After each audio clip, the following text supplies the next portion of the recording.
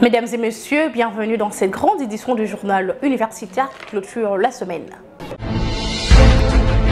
Débutons ce journal par la soutenance publique de la thèse de doctorat du chef des travaux Michel Yemba Monga de la faculté des sciences sociales, administratives et politiques de l'Université pédagogique nationale. Le travail intitulé « Terrorisme et menaces de paix, nouveaux défis réglementaires et scientifiques ». La cérémonie a eu lieu le mercredi dernier au sein de cet établissement dirigé par la professeure ordinaire Yvonne Ibebeke. Georges Ndelombi pour les détails. C'est de façon claire, précise et concise que le chef des travaux Michel Yemba Monga de la faculté des sciences sociales, administratives et politiques de l'Université pédagogique nationale a démontré la place centrale que doit occuper les droits internationaux dans la lutte contre le terrorisme. Ceci en soutenant publiquement sa thèse de doctorat sur les terrorismes et menaces de paix, nouveaux défis réglementaires et scientifiques. Dans l'économie de son travail, il a relevé que le terrorisme s'en prend aux valeurs qui constituent l'essence même de la Charte des Nations Unies, atteinte à la paix et à la sécurité internationale, respect des droits de l'homme, primauté des droits, tolérance entre le peuple et les nations, pour énumérer que ça. Le terrorisme a enrichi le récipiendaire, s'est nourri entre autres du désespoir, des humiliations, de la pauvreté, de l'oppression politique, des manques de la démocratie, de la discrimination sociale, blanchissement des capitaux. Il fait son lit dans l'incapacité des États à maintenir l'ordre public, d'où plusieurs défis à relever, notamment l'intégration des crimes de terrorisme dans les statuts de la Cour pénale internationale, le respect des conventions de lutte antiterroriste par les États, usage de la force doit respecter l'article 2, paragraphes 4 et 51 de la Charte des Nations Unies et l'application de l'article 7 de la Charte dans les cas où un État constitue une menace pour d'autres États. Un brillant exposé qui lui a valu le titre de docteur en relations internationales après évaluation et la délibération du jury à huis clos. Monsieur le chef des travaux Yemba Monga Michel a réussi un ensemble de l'épreuve avec la mention grande distinction.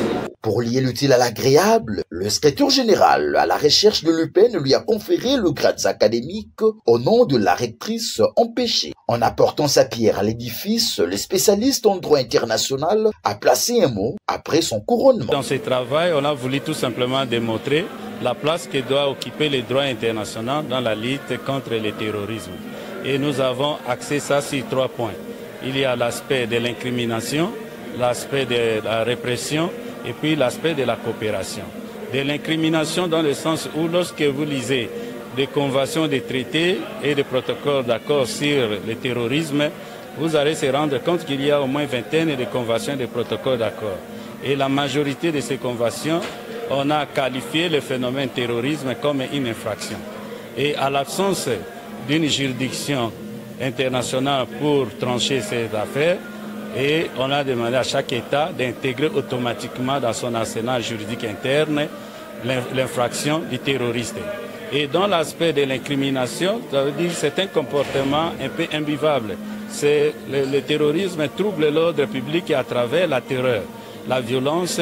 Et à ce sens-là, nous avons voulu que chaque État puisse un peu intensifier des peines, c'est-à-dire alourdir des peines pour décourager chaque personne qui ose de se mettre dans l'entreprise criminelle du terrorisme.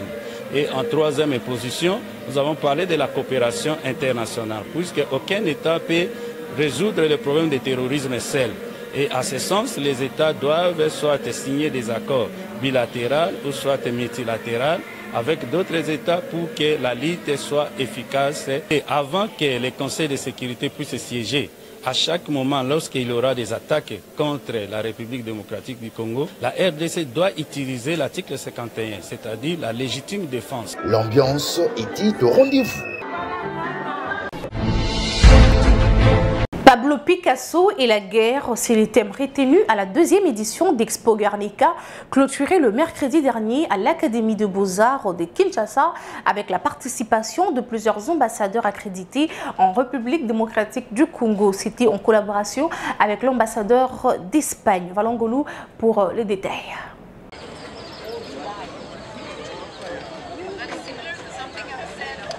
C'était en présence de plusieurs ambassadeurs que la cérémonie de clôture de la 2e édition d'Expo Guernica a lieu à l'Académie des Beaux-Arts de Kinshasa, une initiative de l'ambassade d'Espagne en RDC et l'Académie des Beaux-Arts de Kinshasa. D'entrée des Jeux, le professeur Pichdi Henri Kalama, DG de l'Académie des Beaux-Arts, a souhaité à tous les participants la bienvenue et a présenté les 27 œuvres picturales en peinture, céramique et sculpture qui ont fait l'objet des concours après un séminaire autour de l'œuvre d'artiste Pablo Picasso dénommé Guernica. D'après Henri Kalama, ces œuvres sont-elles un appel à la construction des mondes justes et un monde fraternel et solidaire, un monde où les vacarmes des armes cèdent place au bruit des engins de construction ou reconstruction des villes afin de jeter des ponts entre le peuple et les nations. Il a par ailleurs dénoncé le Rwanda, pays agresseur de la RDC, d'où l'expression des différents tableaux des étudiants qui rendent hommage aux victimes des atrocités des guerres juste imposées à la RDC. C'est un secret de polichinelle. Mon pays, le Congo, est agressé et l'agresseur est très bien identifié, les Rwandais. Et le chef de l'État, Félix-Antoine Tshisekedi Tshilombo, l'a à maintes fois dit, et que les étudiants, en se saisissant de cette thématique, comme vous le savez, les artistes ou pratiquer l'art, qu'on soit peintre ou qu'on soit sculpteur, c'est prendre parole. Et on prend parole pour s'exprimer, pour dénoncer. Le travail de nos étudiants est une réplique à cette guérilla telle que vécue en République démocratique du Congo depuis plus de 3 décennies et jette un regard critique sur notre humanité. Au-delà des frontières géographiques et temporaires qui les séparent du contexte de Picasso, Finir la guerre dans notre les 27 œuvres picturales,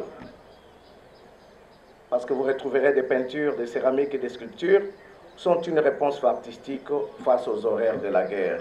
En plus d'être une invocation, je ne parle pas de vocation, invocation de la paix, elles sont une manière de rendre hommage à toutes les victimes des guerres injustes qui endeuillent le monde.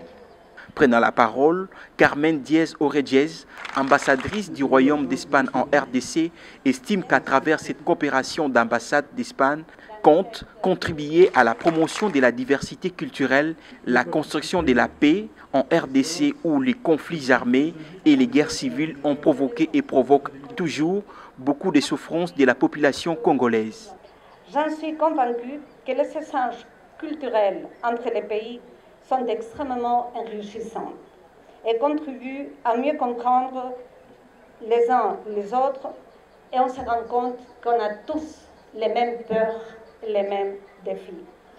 L'art nous rapproche et facilite la compréhension mutuelle. Cette exposition, qui, comme je mentionnais, est à sa 2e édition, est une manifestation de l'intérêt du gouvernement espagnol pour le secteur de la création, d'une part, et de notre ferme engagement à travailler avec une si prestigieuse école d'art en Afrique centrale qui forme des artistes, graphistes et plasticiens de grande renommée de l'autre.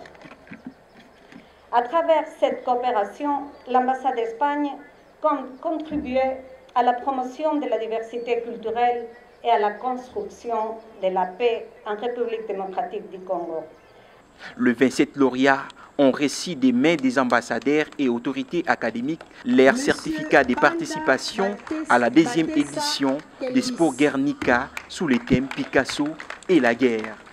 Après cette cérémonie, l'atelier était ouvert pour découvrir les 27 œuvres des étudiants et choisir les 5 meilleures. Au final, l'œuvre intitulée Place Écho de la résilience de l'étudiant Galamouloumé était déclarée vainqueur, suivi des larmes de guerre, hommage aux victimes et aux survivants de Sylvain Keria Afia, pour ne citer que cela. Il y a lieu de signaler que cette activité a connu la participation de l'ambassade des États-Unis, Union européenne, Japon, Espagne, Grande-Bretagne, Union africaine, pour ne citer que cela. Oh là là, c'est pas fini là. C'est bon. Ça va, c'est bon. Quelques ambassadeurs qui ont pris part à cette cérémonie ont lancé un message de soutien aux victimes de guerre de l'Est. Ils promettent leur soutien. Ils sont au micro de Valon Golou. C'est vraiment une exposition puissante parce que même si on connaît tous les statistiques, même si on a voyagé à l'Est pour voir la réalité de la guerre, quand même l'art communique différemment et avec un impact émotionnel très puissant. Et je suis aussi très impressionnée par le niveau du talent artistique congolais. Donc impressionnée. Donc on sait que la guerre impacte de façon très négative les femmes, les filles, davantage que des hommes, des garçons. Et donc c'est très important pour moi de voir que les femmes artistes aussi, se sont engagées dans la communication des impacts terribles de la guerre et d'exprimer la réalité de la guerre sur la vie des enfants et des filles, des femmes. Donc il y a entre les lauréates des femmes artistes, et c'est important d'entendre la voix des femmes et d'entendre l'expression des femmes, même artistiquement. Merci. Mais écoutez, dans la formation des artistes, promouvoir que des jeunes artistes congolais puissent rechercher sur une œuvre majeure de l'art mondial, je pense que c'est une très bonne idée.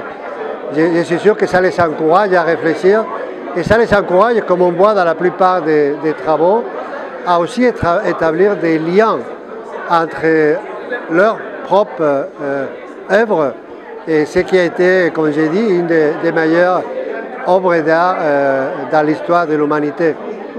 Et l'œuvre Guernica reflétait une souffrance. Beaucoup d'œuvres des artistes congolais aussi reflètent cette souffrance de la société congolaise, notamment à l'Est. J'ai compris que non, la guerre dans notre pays sous-entend selon moi 3 éléments, c'est-à-dire l'oppresseur et la population et aussi notre justice à nous. Alors j'ai voulu déjà, en me rappropriant de cette histoire-là, redéfinir cette histoire selon moi. Alors du coup, j'ai représenté l'oppresseur par le taureau, notre population par ces petits cœurs que vous voyez, et la balance qui symbolise la justice. Simplement pour dire que l'oppresseur utilise notre justice pour nous faire du mal à nous-mêmes. Pourquoi? Parce que déjà dans mon quartier, j'ai un voisin qui lui est un militaire qui revenait de la guerre à l'est de notre pays, qui m'a fait savoir que là, si la guerre ne prend pas fin, c'est parce qu'il y a encore des intrus dans notre propre justice, c'est-à-dire dans notre propre armée. Alors voilà pourquoi j'ai voulu symboliser cet événement ou peut-être cette scène par ces éléments aussi. Dans les chapitres des inscriptions, la Haute École de commerce de Kinshasa continue à inscrire les nouveaux étudiants pour l'année académique 2024-2025. Suivez. La Haute École de commerce de Kinshasa n'en a pas encore fini avec les bonnes nouvelles. Jeunes Quinois, jeunes Quinoises, les inscriptions pour l'année académique 2024-2025 sont en cours. Désormais, en seulement quelques clics sur votre téléphone ou sur votre ordinateur portable, vous pouvez vous faire inscrire. Suivez les étapes suivantes. Numéro 1. Cliquez sur le lien heckin.opsolution.net/inscription. Numéro 2. Entrez le code à 14 chiffres de l'examen d'État. Numéro 3. Remplir le formulaire en ligne. Numéro 4. Cliquez sur Soumettre le formulaire. Numéro 5. Le système génère un bon de paiement. Numéro 6. Payer à la banque. Numéro 7. Notez correctement son identifiant pour compléter le dossier en ligne en cliquant sur hec.opsolution.net/forms. C'est simple et facile. Excellence, efficience, émergence. C'est rapide et fiable. En cas de souci, n'hésitez pas de vous adresser à nos équipes pour une assistance gratuite. La Haute École de commerce de Kinshasa, c'est le futur de notre jeunesse. C'est l'excellence qui fera décoller la République démocratique du Congo. La Haute École de commerce de Kinshasa, c'est le meilleur de l'enseignement supérieur et universitaire. La numérisation du processus d'inscription permet d'éviter la fraude et la corruption tout en permettant de s'inscrire en tout lieu et à tout moment. Pour plus d'informations, visitez www.heckin.ac.cd. Vous ne regretterez jamais d'avoir choisi la Haute École de Commerce de Kinshasa. Ne tardez plus, faites-vous inscrire. La loi sur l'aménagement du territoire, quelle innovation et perspective pour une gestion durable des espaces en République démocratique du Congo, c'est le thème de la conférence débat animée par le ministre du secteur, Maître Gulwando Mboyo, à l'Université protestante du Congo le mardi 19 novembre dernier, en vue de promouvoir ces textes innovateurs qui offrent une réponse adaptée aux enjeux actuels des organisations spatiales et des conflits d'usagers. Jordan Kabengele était présent pour le compte de notre rédaction. Lors de cette conférence tenue dans une salle bondée à l'Université protestante au Congo et animée par le ministre d'État en charge de l'aménagement du territoire, Maître Gulwando Mboyo, il était question de partager avec l'assistance, composée essentiellement d'autorités académiques et d'étudiants de cet alma mater, une compréhension approfondie des innovations contenues dans les textes juridiques relatifs à l'aménagement du territoire. Axé sur les thèmes « Loi sur l'aménagement du territoire », quelles sont les innovations et perspectives pour une gestion durable des espaces en RDC? L'intervention du ministre d'État, Maître Gulwando Mboyo, a permis de mettre en lumière, avec de mots clairs et précis, combien ces textes de loi, encore en attente des promulgations, représentent une avancée cruciale pour un territoire congolais harmonieusement aménagé, offrant ainsi les conditions de vie optimales à ses habitants. La loi précise les règles régissant la structuration, l'occupation et l'utilisation de l'ensemble du territoire national, ainsi que l'inventaire des ressources naturelles de notre pays. La loi se présente comme un outil incontournable dans l'organisation et la gestion de l'espace physique de notre pays. Chers amis, dès que cette loi va être promulguée, ça va complètement changer notre vie quotidienne. À l'issue de son discours, riche en contenu, le ministre d'État a répondu avec sérénité aux préoccupations des étudiants. Ces derniers, visiblement enthousiasmés, ont salué la pertinence de ses propos et l'impact de ces réformes. La conférence était vraiment excellente et abordable en ce qui concerne l'aménagement du territoire. C'est un ministre que nous apprécions, jeune et qui connaît les aspirations de la jeunesse. Et c'est un ministre qui est droit, qui dit les choses comme elles sont. Inscrit dans la vision de développement de la République démocratique du Congo portée par le chef de l'État, Félix Antoine Tshisekedi Tshilombo, et mise en œuvre par le gouvernement dirigé par la première ministre, Madame Judith Suminwa Tuluka, les textes de loi sur l'aménagement du territoire constituent un outil stratégique pour promouvoir un développement durable et inclusif de la RDC. L'université méthodiste John Wesley continue à inscrire de nouveaux étudiants pour la prochaine année académique. Images et commentaires de Nisha Kalunga.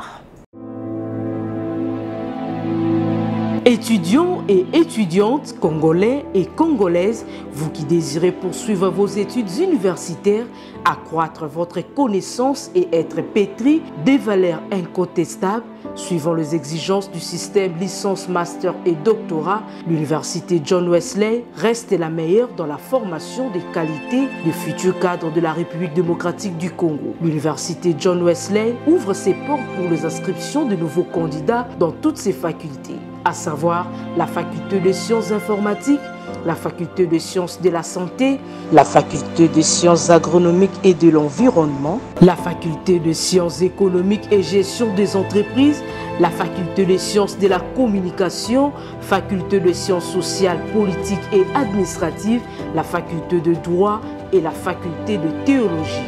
Étudier à l'université John Wesley, c'est étancher votre soif du savoir-faire et être, car la science, la spiritualité et le développement sont la devise de cette université. Pour vous qui êtes intéressés, voici l'adresse. Numéro 1, avenue du Palais du Peuple, commune de Lingwala, référence derrière le Palais du Peuple.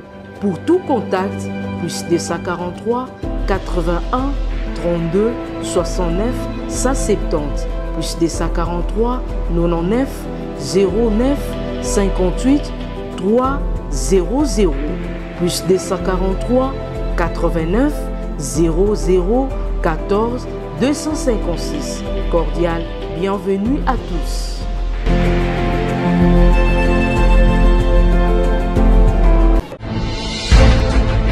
Parlons de de la visite de l'ambassadeur du Royaume d'Espagne en République démocratique du Congo à l'Institut national du bâtiment et des travaux publics le mardi dernier dans le cadre du partenariat existant entre l'Université nationale de Madrid et l'INBTP. Témoin de l'événement, Valon Ngolou.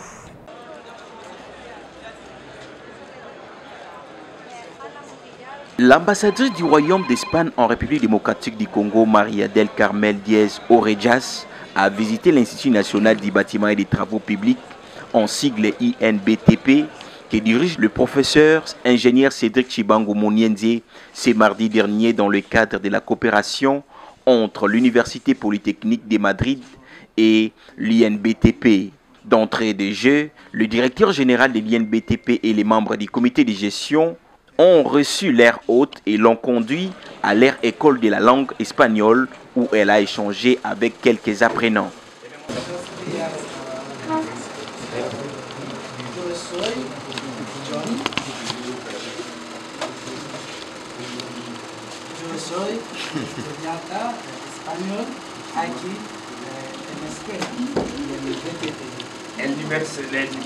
Aussitôt après, elle a échangé davantage avec l'ensemble de la communauté universitaire de l'INBTP, où elle a encouragé les étudiantes qui ont choisi l'INBTP. Par ailleurs, elle a réitéré son engagement de la coopération entre la RDC et son pays. Une impression très positive, c'est ma première visite à l'INBTP. C'était quelque chose que je devais faire et je voulais faire depuis longtemps, étant donné l'étroite coopération qu'on a entre cette maison, l'INBTP et l'Université polytechnique de Madrid. Alors je voulais avec ma présence réitérer l'engagement de l'Espagne avec la RDC et surtout l'engagement de l'Université polytechnique de Madrid avec les ingénieurs congolais. Très satisfait, le professeur ingénieur Cédric Chibango Mouniendier, directeur général de l'INBTP, s'est exprimé en ces termes. Le chef de l'État, son Excellence Monsieur le Président de la République, ne cesse d'encourager les mandataires que nous sommes à prendre des initiatives qui permettront à ce que nous puissions relever les différents défis de notre pays. Et je pense que s'il y a un secteur pour lequel nous devons vraiment nous atteler à relever le défi, c'est le secteur des infrastructures. Et moi, en tant que directeur général de l'INBTP, je pense que relever le défi du secteur des infrastructures nécessite plusieurs actions. Après ces échanges entre l'ambassadrice, le professeur administratif et étudiant au nom de l'INBTP, quelques cadeaux ont été remis pour cimenter davantage leur partenariat.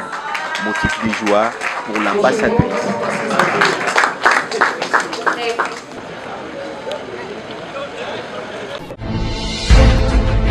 De son côté, l'Institut supérieur pédagogique de la Gambie inscrit de nouveaux candidats dans toutes les filières qu'elle organise pour l'année académique 2024-2025.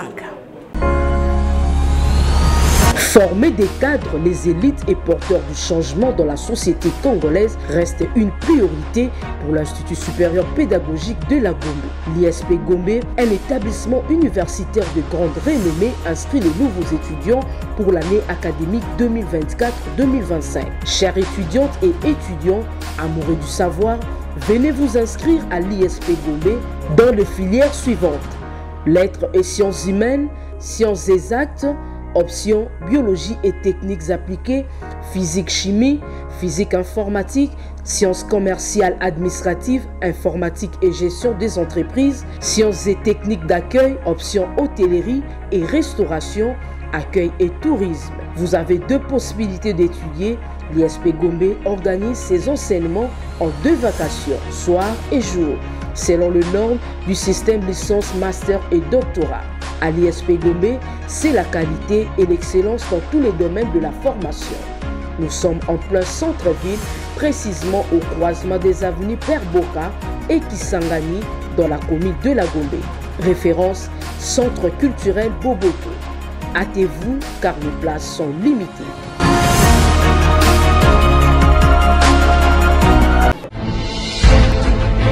Le sous-province sous-prophète de Ngaliema 1, Benjamin Lukange Ifali, poursuit les séances de formation, des sensibilisations et des présentations de son nouveau manuel intitulé Réussir au Ténasospe. C'était le mardi dernier à l'Institut Kimvula. Blaise Boucha pour les détails.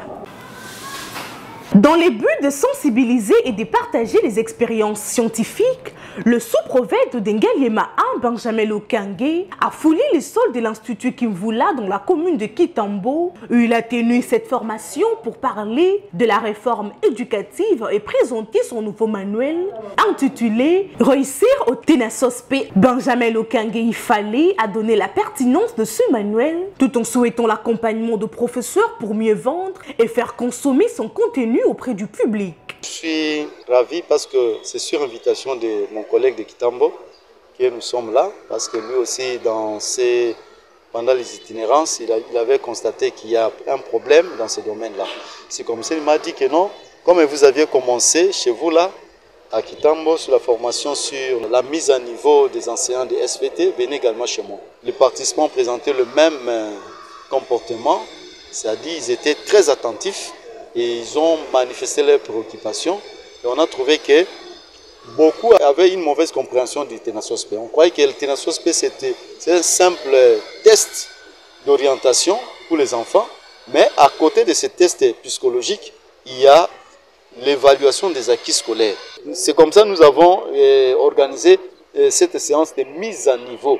C'est pour dire, informer à l'enseignant que attention, ne continue pas comme ça, faites tout pour donner l'enfant les matières qui lui est recommandé par le programme national. Ayant accueilli son collègue dans son secteur, le sous-prophète de Kitambo, M. Patrick Lompolé Ekila, n'a pas manqué d'y placer un mot. Je devrais normalement l'accueillir dans mon entité. Vous savez que lorsque nous arrivons à la fin de l'année, d'après le calendrier scolaire, nous évaluons les performances. Au niveau d'abord de l'entité. Quand nous évaluons les performances, nous voyons le plan d'action opérationnel. Nous avons les activités sur le plan accès, qualité et gouvernance. Surtout parmi les activités au niveau de la qualité, il était vraiment question qui est la continuité de la formation. Alors c'était vraiment pour moi une opportunité de l'inviter pour pouvoir former les enseignants donnant le cours de la SVT.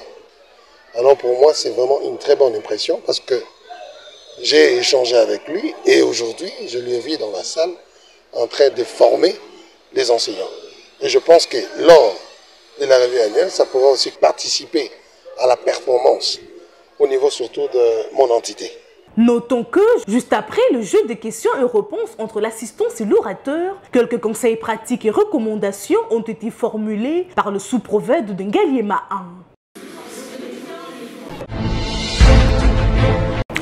Bouclons cette édition par ces communiqués nécrologiques. Le famille Ngonza et Mbungu, dont fait partie Georges Ndilumbi Mbungu, ont le regret de vous annoncer la mort inopinée de leur père, frère et grand frère Dengo Ngonza depuis la journée du samedi. Mort survenue des suites d'une si courte maladie. À cet effet, le programme des obsèques se présente de la manière suivante. Actuellement, les deuils se tiennent sur l'avenue Bozenet, 24 bis à Victoire de la commune de Kalamou, référence école Monseigneur Moquet. Le mercredi 27 novembre, veillée mortuaire dans la salle La Grâce à Victoire, référence salle de fête Bibi Play. Jeudi 28 novembre, levée du corps de la morgue des cliniques de Ngaliema à 8h30, exposition du corps pendant 2 heures du temps dans la salle La Grâce pour les derniers hommages puis l'enterrement au cimetière Kimberley. Un bain de consolation est prévu pour tout le monde sur les lieux au retour du cimetière. Fête à Kinshasa le 22 novembre 2024. Ces communiqués tient lieu de faire part.